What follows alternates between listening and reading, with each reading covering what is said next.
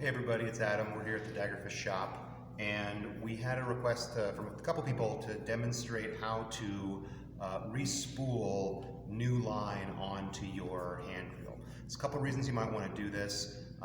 As you use your hand line, you will lose line. So line might get tangled or snagged, you need to cut it off. And over time, you'll just like any other fishing rod, you'll lose line over time. Another issue might be that you might want to change the actual weight of the line that you're using. This comes with the 6-pound test. I think that's probably the best for most circumstances that you might be in. But if you want to, raise it up or lower it down a little bit, you totally can. And it's pretty easy to respool a daggerfish. It takes a few minutes because it has to be done by hand, but it's very easy, and I'll show you how to do it. So what we need to do this is we need our hand line, we need a pair of clippers or scissors or something like that, and then we need obviously the new line that we're going to use to spool on. So the first thing we're going to do, we're going to take all the stuff out of the daggerfish, so you just have an empty thing to work with, and then we're going to just want to flake off the remaining line that we want to get rid of. And to do that, we're just going to pull off the top and just empty out all of this line here. This will take a moment or two, but when you're done, you will have a totally empty line here. The next thing we're going to do is tie a new line on using what's called an arbor knot. I don't have the right setup here to show you how to specifically tie this knot, so I'm going to put a link in the video here or down in the description to link you to a close-up of how to actually tie this knot. But once the knot is tied on, your line will be secured to the reel, and at that point we're going to take our clippers, we're just going to cut off the little excess tag there, and then an important thing to do here is to position the knot that's left over from the arbor knot. Put that at the bottom of your reel. If it's up towards the top, it can snag as your line is unspooling. It can make casting difficult. So make sure that we have that knot all the way at the bottom. You guys can see that. There it is, right there at the bottom. And then just trim off a little bit more so we don't have anything in the way. And then start reeling the line over top of the reel.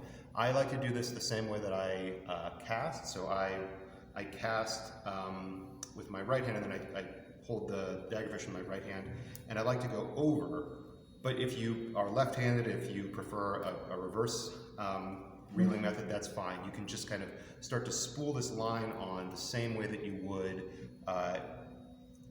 reeling in your daggerfish by hand.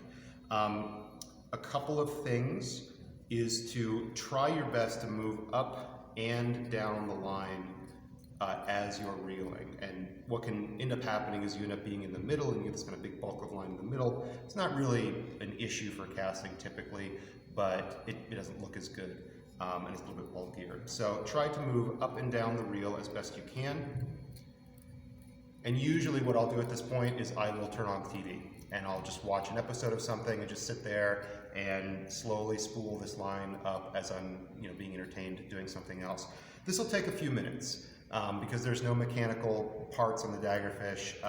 This has to be done by hand, and it'll take you a few minutes to fully wrap it up. And one of the things that you'll notice is I've actually got my thumb and my forefinger here at the very bottom of the reel part of the hand line, and that's just to prevent the line from slipping below and getting caught on this lip here. That's a bit of a pain to deal with, so to try to prevent that as you're reeling it on, I just keep my thumb and my forefinger there, and I'll just go for a little while, and once I feel like I have enough line spooled on, I am working with a 100-yard spool here, and I'll do maybe a third to a half of this. I'll be done. With my newly spooled reel, I'll cut the line off, and then I will typically tie this line onto a fish hook so that I can sink that hook into the top cork and lock it out to stow this. If I don't have one of those handy, I can just tuck the line, kind of pull the line tight, tuck it into the top of the reel, and do a similar little twist just to lock everything out and start working with my respool reel there. So there you have it. It's pretty straightforward to just respool the line with whatever you want. You can use monofilament, you can use fluorocarbon, you can use copolymer, whatever it is that you prefer to use. And yeah, it'll take you a little bit of time, but it's very easy to do. Anybody at home can do this. And once your line is respooled, you're ready to go out and go fishing again. So I hope that helps. If you have any more questions, you can always email us at daggerfishgear.com, or you can put some comments on this video. I'll try to answer them as best I can. So, all right, thanks everybody. See you later.